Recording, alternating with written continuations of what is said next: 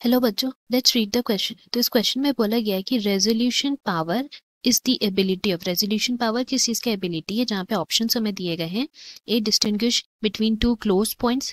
B है distinguish between two close objects. C है distinguish amongst organelles और D है मैग्नीफाई इमेज।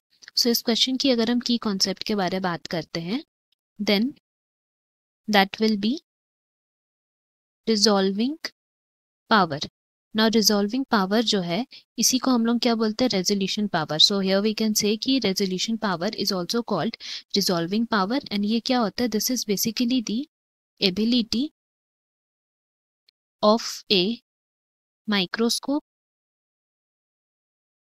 और other optical instrument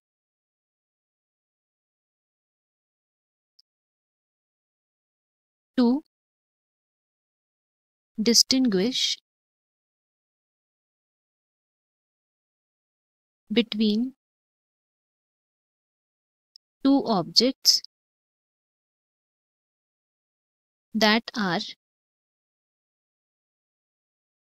close together। इसका मतलब है कि ये इंस्ट्रूमेंट हम लोग कब यूज करते हैं, टू डिस्टिंग्विश बिटवीन दो ऑब्जेक्ट, किसी भी दो ऑब्जेक्ट के बीच में डिस्टिंग्विश करने के लिए कि वो कितना सामने है एक दूसरे से वो।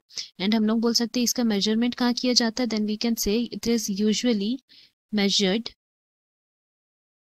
by smallest angle of separation। सबसे छोटा जो एंगल है सेपरेशन का, उससे मेजर किया जाता है, सो दैट हम लोग जान पाए कि कितना क्लोज है एक दूसरे से। इसीलिए बिटवीन दी ऑब्जेक्ट्स